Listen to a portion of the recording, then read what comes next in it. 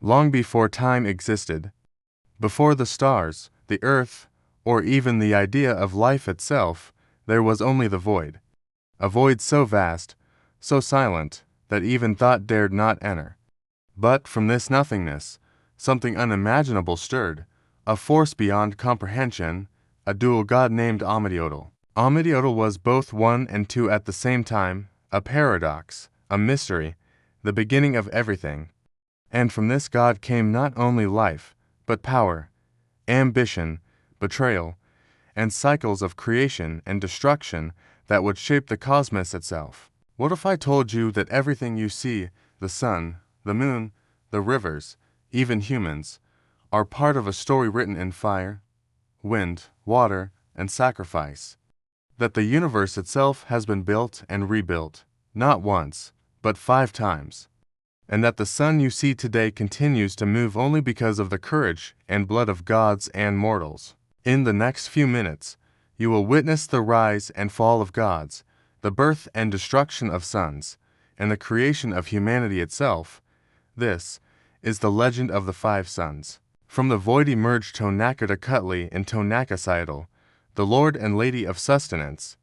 Alone, they created Amadiotl, the dual god, the first spark of existence. With Amadiotl, the first possibilities of life and cosmos began to take shape. From this divine source came for cosmic children, red Tezcatlipoca, the flayed god of seasons and growth. Black Tezcatlipoca, the smoking mirror, lord of the earth. White Quetzalcoatl, the feathered serpent, god of wine and knowledge.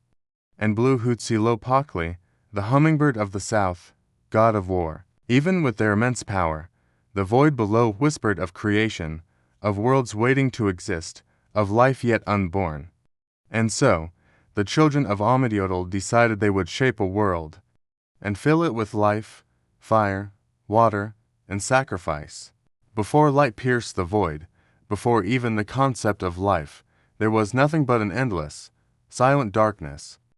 And in this infinite emptiness stirred a presence unlike any other.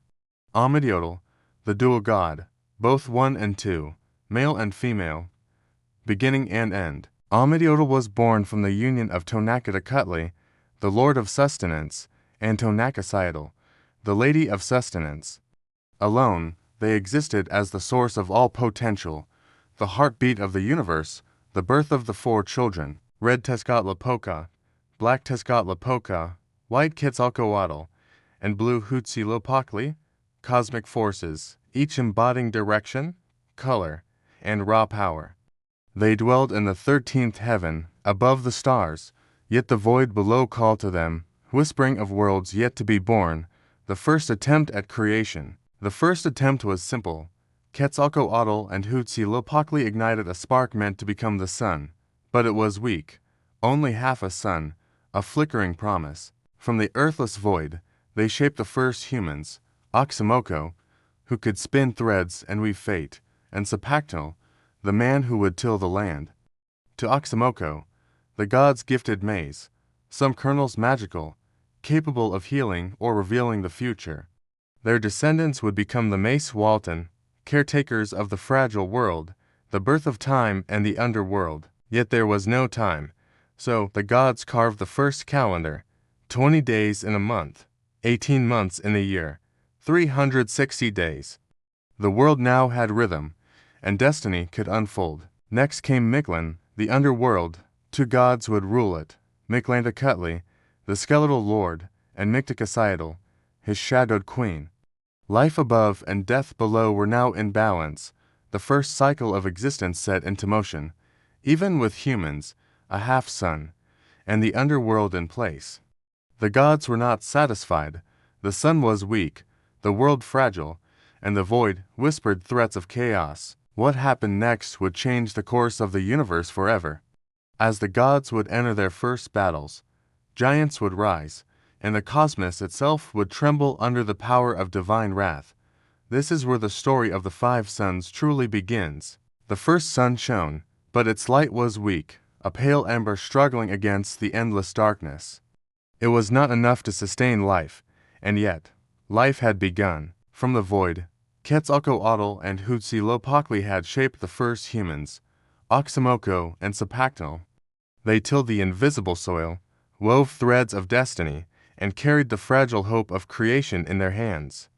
But even as they lived, the world itself was unfinished, incomplete, unstable, fragile, the creation of giants. The gods sought more beings to inhabit their fledgling world.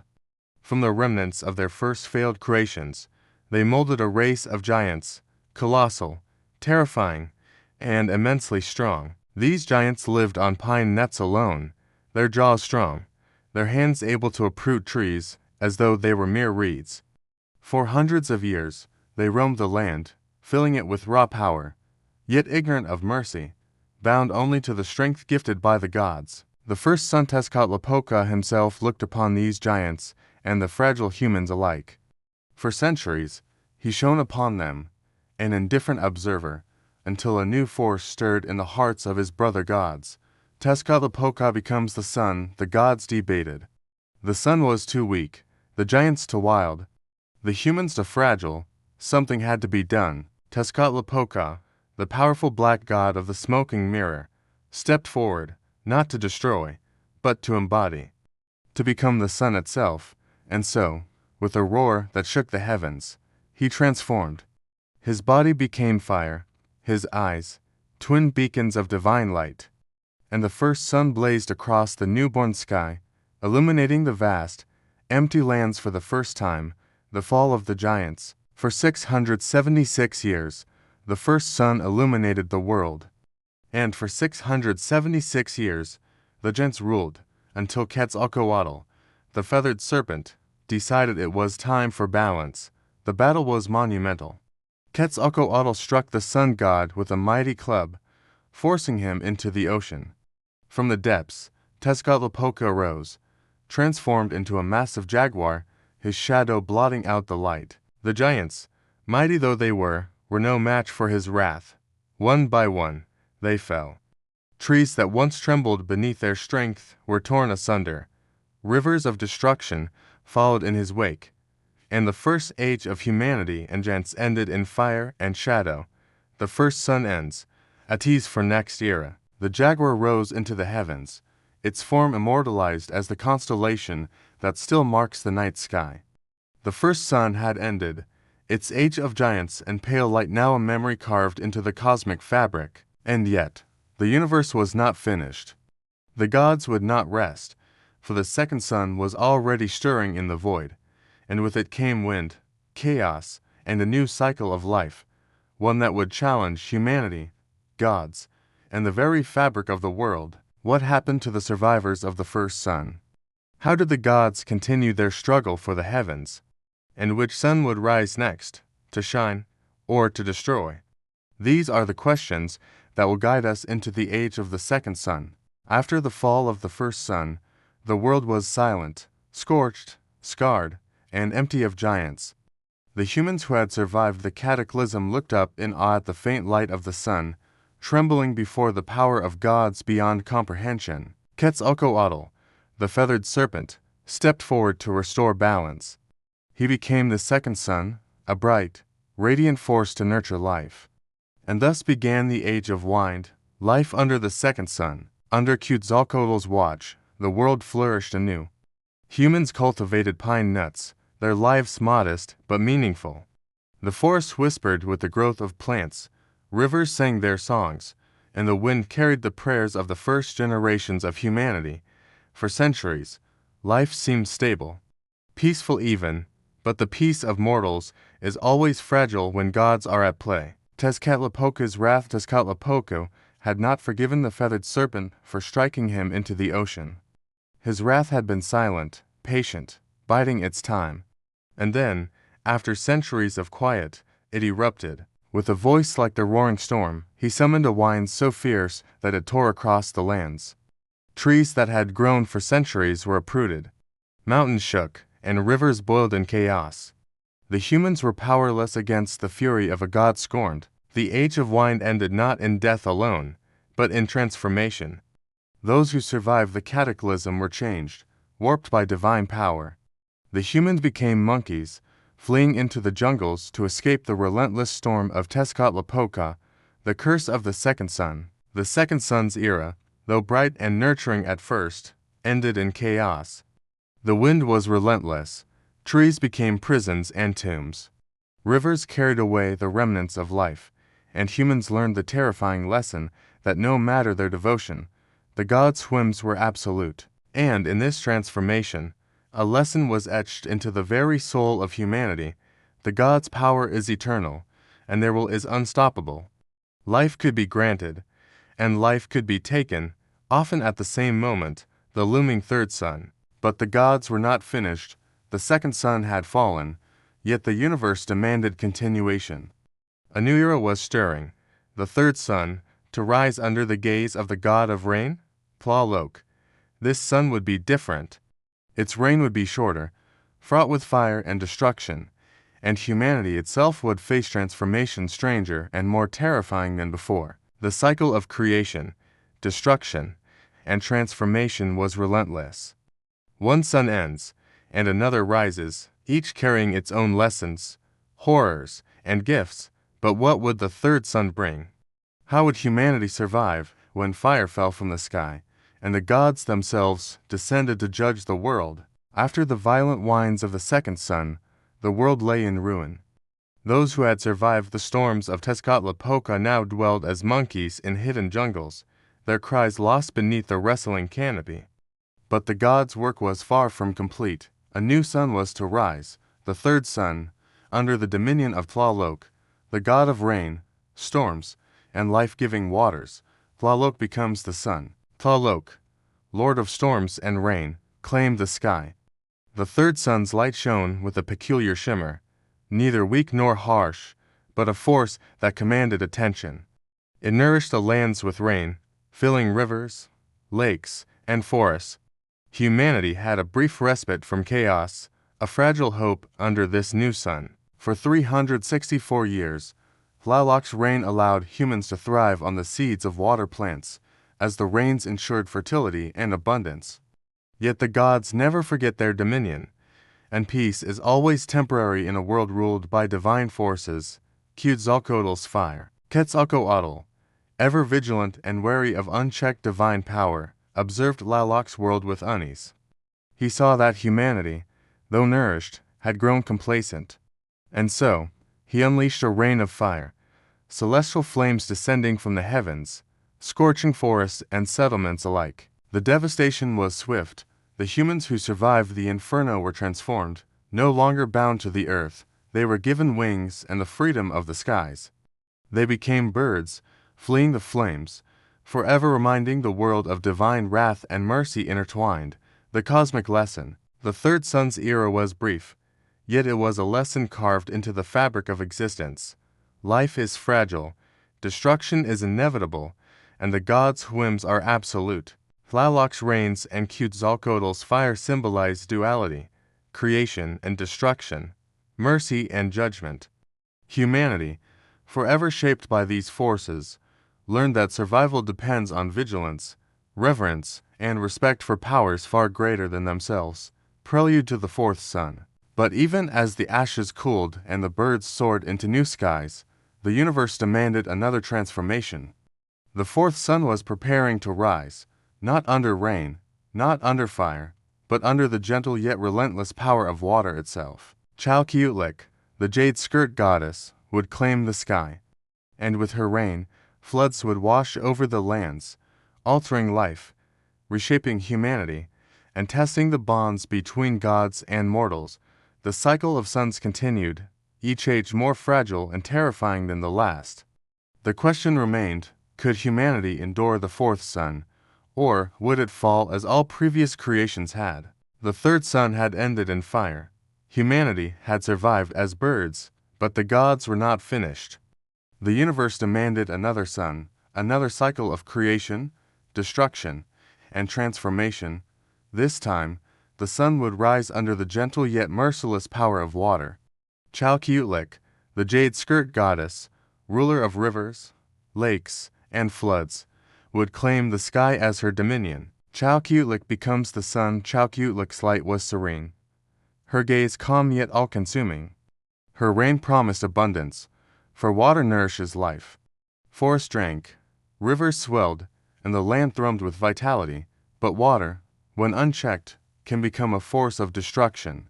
The gods knew this, and so the fourth sun's era, though luminous, carried an ominous warning. The Great Flood for 312 years, humanity thrived under Quetzalcoatl's care. Then the floods came, water poured from the heavens and spilled from the seas. Villages vanished beneath relentless waves. Forests were swallowed, mountains were softened by the deluge. Humans who had survived fire and wind now faced the merciless embrace of water. Those who perished were transformed, their bodies merging with water, becoming fish, forever part of Quetzalcoatl's domain. Life above the waves had ended, and a new aquatic order emerged. The sky collapses. As the floodwaters receded, the universe itself seemed unstable. The sky collapsed, threatening to crush the earth beneath its weight. Destruction was incomplete, but the cycle demanded repair. Tezcatlipoca and Quetzalcoatl, once adversaries, now united. Transforming into colossal trees, they pushed the heavens back into place. Their bodies became pillars, lifting the sky and restoring cosmic order. The gods' cooperation was a rare moment of unity, a reminder that even in divine rivalry, balance must be maintained. The fourth sun had ended, its lessons carved into the hearts of gods and mortals alike. Water gives life, but it can just as easily take it away. Prelude to the fifth sun. And now, the fifth sun was ready to rise, the sun that still illuminates our world, but this sun would demand sacrifice. Humanity, the gods, and the cosmos itself would be tested as never before. The age of the fifth sun would require courage, devotion, and blood, the ultimate price for the continuation of life and the motion of the heavens. What sacrifices would the gods demand? How would humanity survive under this new sun? And what would become of those who dared defy the divine order? These questions lead us into the era of the fifth sun, the age that continues to this very day. After the fourth sun's floods, the universe stood fragile but still. The previous ages had taught the gods harsh lessons. Creation is fragile, and destruction is inevitable, yet the cosmos demanded continuation. A new sun was to rise, the fifth sun, and with it, a new order of life would emerge. The gods gathered at Teotihuacan. All the gods gathered at Teotihuacan, the sacred city, where the fires of creation would blaze once more. The previous suns had failed, the humans had suffered, transformed, and perished. Now, the gods needed a sun strong enough to endure, but it would not rise without sacrifice. They knew this. The sun demands life, and the fifth sun would require the hearts and blood of the divine themselves. Nanahuatzin and Tezcatlipoca, two gods, were chosen to leap into the sacred fire. Tezcatlipoca, wealthy and proud, approached first, but fear gripped him. He tried for times, and each time his courage failed. Then came Nanahuatzin, humble, sickly, seemingly weak. Yet his heart was pure, his devotion unquestioned. Without hesitation, he leapt into the roaring flames. From the fire, Nanahuatzin rose, as the fifth sun, radiant and eternal. The heavens trembled at the birth of this new sun, a beacon of light for a world yet again reborn. Shamed, Tezcatlipoca finally leapt into the fire, but his glow was dimmer. He became the moon, marked by a rabbit imprinted upon his face, a reminder of fear and hesitation in the face of destiny. Eagle and jaguar marked the fire. The eagle and jaguar, fierce and loyal, marked themselves with black soot from the fire, a testament to the bravery of Nanahuatzin and the courage required to sustain the cosmos. Their markings became a symbol, etched into myth, teaching mortals and gods alike the cost of creation, the sacrifice that made the sun move. Yet even the sun refused to move. It would not traverse the heavens without a final act of devotion. The gods knew what must be done. One by one, they offered themselves, cutting out their own hearts and letting their blood fuel the fifth sun. Only then did it begin its journey across the sky, a symbol of eternal movement, sustained by sacrifice, devotion, and cosmic balance. And so began the fifth sun, the sun that shines even now. the age we inhabit, the age that demands vigilance, offerings, and respect. The legacy of the gods' battles, sacrifices, and cosmic struggles lives on in every sunrise, the legacy of the fifth sun. The fifth sun continues to move because humanity honors the ancient covenant, sacrifices, rituals, and devotion. Without this reverence, the sun would falter, and the world could return to chaos, a lesson etched into the very heartbeat of existence. The cycles of creation and destruction remind us that life is fragile, gods are powerful, and every sunrise is the result of courage, sacrifice, and cosmic will. From Amidiotl, the dual god, to the blazing fifth sun, the story of creation is not a simple tale. It is a warning, a testament, and a legacy. The gods fought, bled, and sacrificed so that the universe could endure. And we, humanity, are the inheritors of their struggle. But the question remains, will we honor their sacrifices? Will the fifth sun continue to rise? Or will we, too, be swallowed by the inexorable cycles of creation and destruction? This is the story of the five suns, the myth that shapes our sky, our fate, and our understanding of the divine. The fifth sun shines still. It is the age we inhabit, the era born of fire, sacrifice, and cosmic will. Every sunrise is a reminder that the gods' power endures, that the cycles of creation and destruction continue, and that humanity walks a delicate line between life and oblivion. Humanity's role in the fifth sun, the gods decreed that this sun would move only if it was sustained. Human hearts and blood were required, offerings to ensure that the fifth sun completed its journey across the sky, from Oxomoco and Tezcatlipoca to the humans of today. The covenant continues. Rituals, sacrifices, and devotion honor the gods and preserve the balance of the universe. It is a reminder that the cosmos is not a static place. It is alive, vibrant, and dependent upon the courage, loyalty, and sacrifice of those who inhabit it. Symbolism of the five suns. Each sun carried its own lessons. The first sun taught strength and the consequences of unchecked power. Giants rose and fell. The second sun reminded mortals that wind and chaos are inevitable. The third sun revealed that fire can purify and destroy. The fourth sun showed the duality of water, life and death entwined. And the fifth sun, our current era, demands vigilance, devotion, and sacrifice. The cycles of suns were not merely myth. They were cosmic warnings, lessons etched into the stars, the earth, and humanity itself. The Milky Way, celestial road of the gods. Tonacatacutli, pleased with the restoration of cosmic order, gifted the gods the heavens. The Milky Way became their celestial road, a highway across the cosmos, linking worlds, suns, and souls, and it is said that the gods still traverse this path, observing, judging, and guiding the fates of mortals. The stars above us, not mere lights, they are remnants of divine struggle, markers of cosmic history, and warnings for the future. Cultural relevance today, the legend of the five suns continues to resonate.